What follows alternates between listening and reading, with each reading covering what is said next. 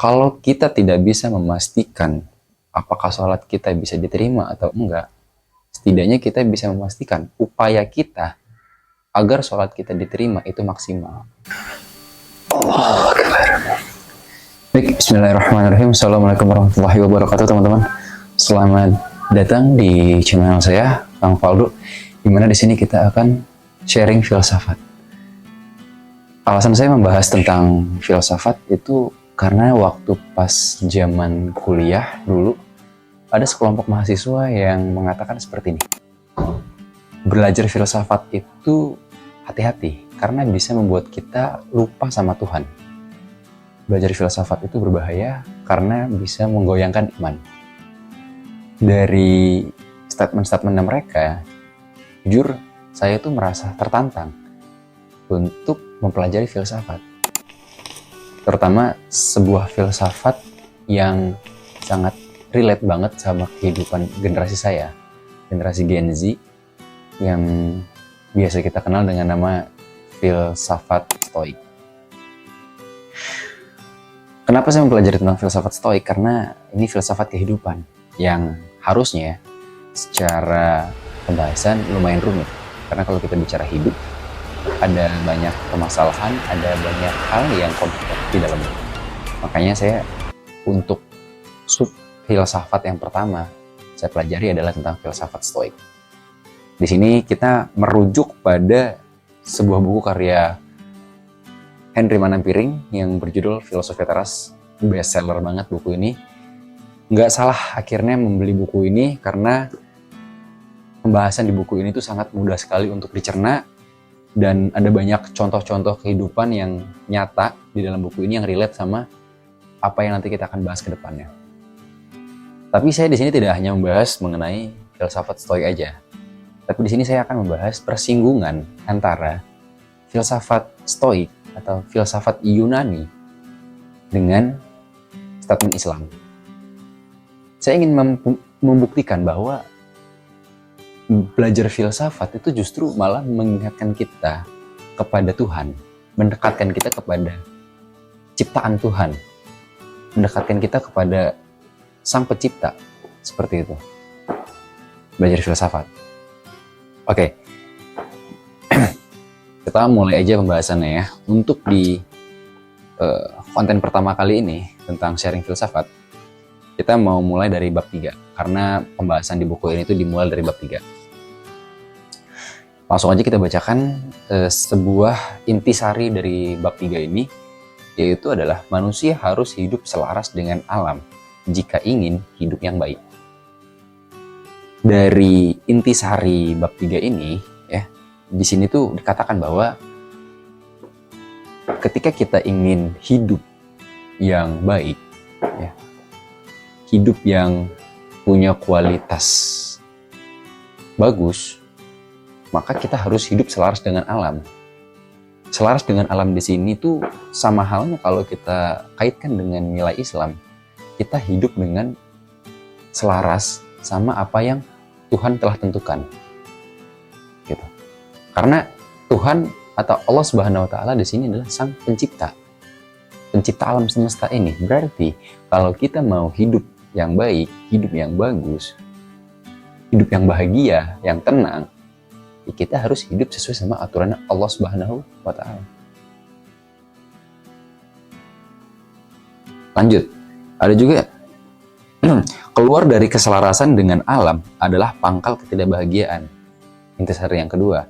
Nah, di situ kalau kita memaknai bahwa alam itu adalah ketuhanan, berarti ketika kita hidup di dunia tanpa aturan yang ditetapkan oleh Allah Subhanahu wa taala, alias banyak hal-hal yang Allah larang, ya hidup kita tidak akan bahagia.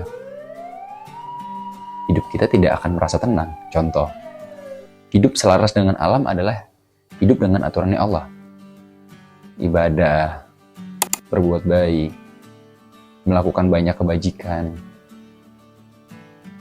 menjaga tutur kata, menjaga lisan, senantiasa berbuat amal-amal soleh, hidup selaras dengan alam. Tapi ketika kita tidak hidup selaras dengan alam, maka tidak ada kebahagiaan di situ. Kita maling misalnya, atau melakukan kemaksiatan, melakukan perbuatan dosa, perbuatan buruk, perbuatan yang merugikan orang lain, apakah di situ ada rasa tenang dalam diri kita? Enggak, karena kita tidak hidup selaras dengan alam, tidak hidup sesuai sama aturannya Allah. Sederhana, Allah sudah menciptakan sebuah aturan yang sempurna banget. So, dari bangun tidur sampai tidur lagi, Allah sudah tetapkan peraturannya. Allah sudah tetapkan aturan mainnya seperti apa. Tinggal kita ikuti saja. Tinggal kita patuhi saja perintah-perintahnya Allah. Tinggal kita jalankan saja tugas-tugas kita sebagai makhluk ciptaannya. Tidak usah membuat statement di luar dari apa yang sudah Allah tentukan, gitu. Dan merasa pintar, merasa lebih tahu dengan dalil bahwa kita harus open mind. Justru dengan kita tidak mengikuti apa yang sudah Allah tentukan, kita jadi close mind di situ. Kita jadi tidak tahu arah hidup kita mau seperti apa ke depannya, gitu. Kita akan merasa gelisah di situ ketika tidak mau untuk hidup dengan sesuai sama ketetapan Allah Subhanahu wa Ta'ala. Begitu teman-teman. Lalu di dalam buku ini ada sebuah statement dari Epictetus yang berkatakan begini: ada hal-hal yang berada di bawah kendali kita, ada hal-hal yang tidak berada di bawah kendali kita, tidak tergantung kepada kita. Ini merupakan statement yang menurut saya sangat relate dengan ajaran Islam. Statementnya Epictetus ini. Kenapa saya bilang begitu? Contoh sederhananya adalah tentang sholat, teman-teman. Tentang sholat. Sholat, apakah kita bisa memastikan bahwa sholat kita itu bisa diterima? Enggak kan? Bahkan Imam Masjidil Haram pun ketika ditanya apakah yakin sholatnya itu bisa diterima atau enggak, mereka tidak bisa menjawab. Itu hanya Allah yang tahu, gitu. Nah, lantas apa nih yang ada di bawah kendali kita ya terkait sholat? Kita bisa mengendalikan segala sesuatu yang berada di bawah kendali kita. Contohnya, kita berwudu dengan benar, kita menyempurnakan bacaannya, kita sholat di masjid bagi laki-laki, kita sholat tepat waktu, setelah sholat kita zikir, kita berdoa dengan khusyuk. Itu adalah hal-hal yang berada di bawah kendali kita. Hal yang di luar kendali kita apa? Ya ketentuannya Allah terhadap sholatnya kita. Niat kita itu di bawah kendali kita. Niat kita sholat untuk apa? Untuk cari perhatian. Output daripada sholat tersebut itu adalah semuanya dipegang sama Allah Subhanahu wa Ta'ala. Mau diterima atau tidaknya sholat kita itu tergantung pada Allah Subhanahu wa Ta'ala. Jadi kalau kita tidak bisa memastikan apakah sholat kita bisa diterima atau enggak, setidaknya kita bisa memastikan upaya kita agar sholat kita diterima itu maksimal, gitu. Jadi apakah dari pembahasan pertama ini mengenai filsafat stoik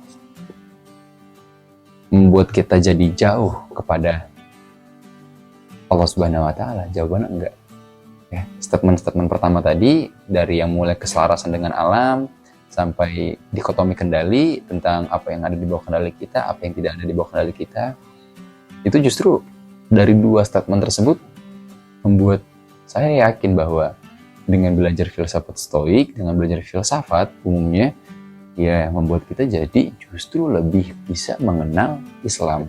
Ya walaupun kita sudah tahu konsep dasar dalam hukum Islamnya seperti apa, ya setidaknya ketika kita membaca buku filsafat lainnya atau buku filosofi teras ini, kita jadi mereminder lagi ingatan kita tentang, oh iya nih, Islam pernah mengajarkan seperti ini.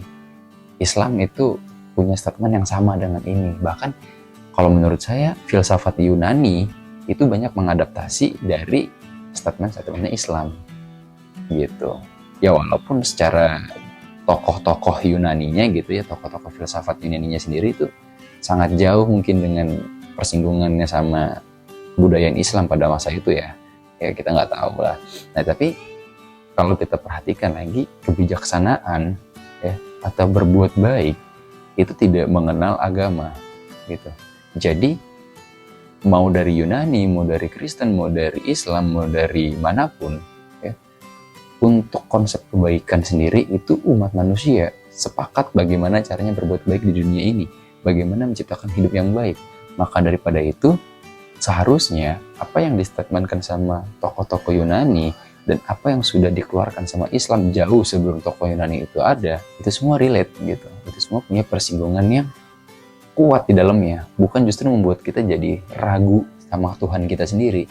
Mereka yang belajar filsafat hanya untuk mencari validasi, ya mereka akan mengatakan demikian. Mereka akan mengatakan bahwa filsafat itu adalah ilmu yang buat kita lupa sama Tuhan.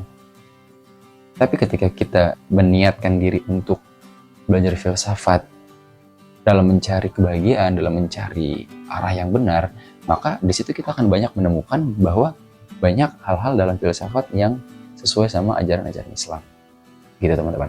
Semoga di video pertama kali ini itu bisa memberikan banyak manfaat dan kita bisa sharing di kolom komentar kalau misal ada statement-statement saya yang mungkin kurang sesuai atau ada tambahan dari teman-teman misalnya ya, atau kita mau diskusi ringan, boleh diskusi di kolom komentar. Saya sangat terbuka sekali teman-teman. Untuk itu sampai berjumpa di sharing filsafat berikutnya. Assalamualaikum warahmatullahi wabarakatuh.